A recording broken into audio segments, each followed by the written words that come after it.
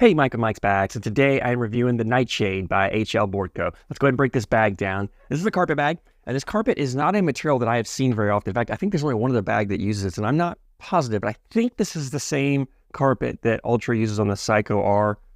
No longer have my Psycho Rs to compare, so I was going to look at pictures to see for sure. Not 100% positive, but it's very similar to the look of it and the way it plays. It's also similar to that Pro Advantage carpet. Not quite exactly the same. It has a similar look, a similar feel, similar playability, slightly different. I'd say it plays just a touch faster, so it's more in that 4 to 5 speed range, maybe even closer to 5 than the 4.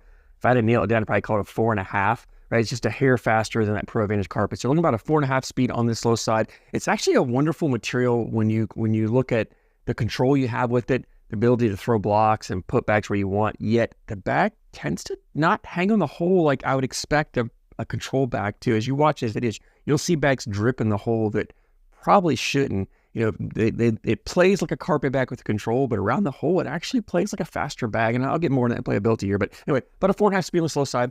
Fast side, this is that Pro Sniper, Deadhead Viper fast side, 9-speed material. You know, great for pushing, collecting, slides of the board in conditions, crazy fast. So we're about a 4.5, 9 speed on this bag.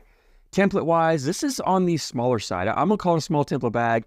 It's a fuller bag as well. There's quite a bit of fill in here, so there's not a lot of flop, which gives you a ton of control in the bag. You've got a wonderful hand feel here. It's a mixed fill in here. You got a wonderful hand feel. You really lock the bag down. You have complete control when you throw the bag. You know, the larger, floppier bags tend to have less control when you release the bag. These smaller, fuller bags, you have a lot of control. Now, the trade-off is around the forgiveness around the hole, as well as the forgiveness on landing. Typically, fuller bags tend to want to kick more, especially when you add in a stickier material. They want to kick more. And this bag has some kick to it, but I didn't find it to be really penalizing as some other carpet bags would be. So if you don't throw the flattest of bags, you can get by with it. But if you have too much of an angle on it, it's definitely going to kick on you. The other thing around the hole, and I will say that I talk about landing zones on bags all the time and how the larger, floppier bags have bigger landing zones, the smaller, fuller bags have smaller landing zones. And this has that small landing zone. And what I mean is when you're off left or right, because there's not a lot of flop, that corner doesn't dip in and grab the hole as much. It wants to skirt past. But if you can get this bag to grab the hole, if I could just get it to grab, it would catch and then it would just slowly melt in. I mean, the ability of this bag to drip in a hole surprised me more. It was more than what I expected. I did not expect that. You know, typically I look at this bag and go, okay, I know what I got. I've kind of got a control bag, a sticky bag, but I'm going to have to be more accurate with my throws. And that wasn't really the case on it. In fact, let's go ahead and let me just lead me right into playability on this. That's kind of where I'm going.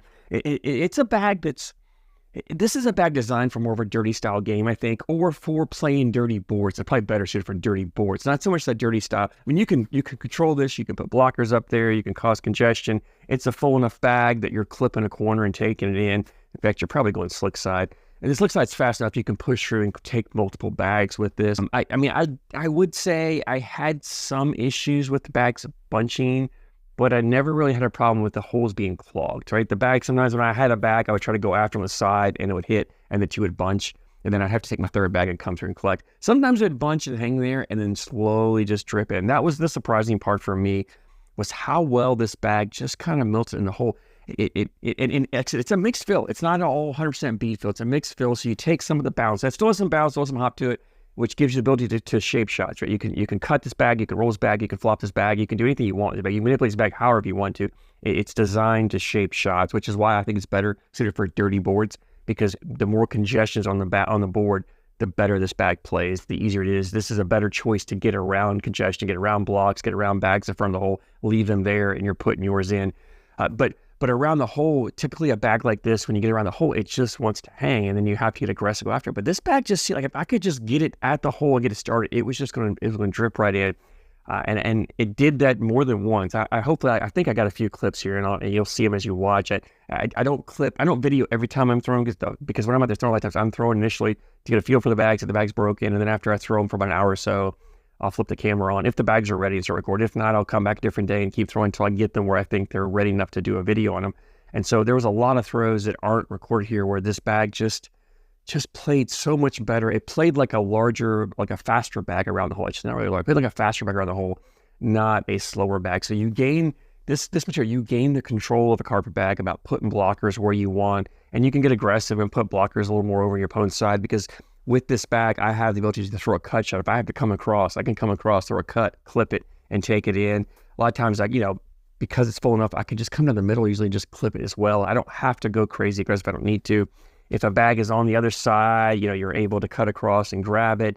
I would say if a bag's hanging in the back, that's probably where you run in trouble, because just throwing a bag after it isn't always going to collect it. You have to really come aggressive to airmail drag or abandon the bag there. But that's probably the one knock, or maybe a couple of knocks. The biggest knock I'd say is probably the kick. The kick on the bag is probably your biggest knock. Second knock is when it's on the back of that hole, it's tougher to collect because it is a fuller bag. It's not hanging as much in the hole. If you get the bag hanging, it's going to drip in. So if the bag's not hanging there, if the bag's sitting, not hanging, there's not a lot of bag over it to collect. But again, that's a trade-off you get with the bag. It's not a knock. For those of you who like fuller bags, who like that fuller feeling, this is definitely the perfect choice, especially when a control bag. This Niteshade is definitely something you want to look at. I love the control I have with this bag, because when I grab it and get my grip on it and lock it down, I can now manipulate this bag and get the angle, the tilt I want for a cut, the front load for the flop, the back load for the roll. You can do what you want, and it leads you to so many options on the board, so that when your opponent's throwing blockers up there, my opponent puts a blocker up there, I have plenty of choices of how I want it. I can cut around one side or the other side. You can roll, you can flop, you can airmail, you can flip it over, you can push through it. You have so many choices of how you want to attack those blockers. That's why I think this is a better bag for dirty style boards. On open boards, you can run this kind of in a hole for hole manner. It may be for a harder thrower, that's maybe better for them. For most of us, this is not really a run hole for hole type bag. This is more of a control bag, more of a dirty style bag, more of a DPR style bag, where you're putting congestion, or your opponent's got congestion there, and then you're just working your way around. And then the last bag, you may want to flip over, clean up your bags, or get around it and still leave them there, however you want to do it. But I think you can do it with this bag. So anyway, I actually was surprised with this bag, because when I first got it, I wasn't sure I was going to like it. I don't tend to like fuller bags usually. I tend to like a little more flop, because I want that forgiveness around the hole. And so I went into this bag thinking, I'm not sure I'm going to like it. But the more I threw it, the more I just really liked the way it played, and I threw it really well. I was impressed with it. So definitely give it a shot if you like fuller feeling bags. I think you're going to love this bag. Leave me availability. HLBoardCo has a Facebook page. I'll put a link in the description, as well as there's a fan group for them also. I'll put a link down there in the description, so you can go jump on, follow their Facebook page, join the group, so you can get updated on drops, releases, something like that. You can also send them a message, or I'll put, they have a customer service email address as well. I'll put down in the description as well. If you don't have Facebook, shoot them an email, which will be happy to get you a set of bags in your hands. Bags run like $75-$80 for a set. That's shipped all into you. Wonderful price. As of right now, I don't think the Niteshades are ACO approved, but HLBoardCo makes bags for the ACO. Most all their bags and all their other bags are ACO approved. So I have a feeling that these will be, at some point, if not already, will be ACO approved. So if you're planning ACO, definitely something you can probably throw down the road. But for right now, they're non-stamp, so any of your local non-affiliate tournaments, you can throw them in perfectly fine. If you throw in these, I'd love to hear your feedback. Again, what you like, what you don't like. Always love hearing your guys' opinions. And I thank you so much for support, and I thank you for watching.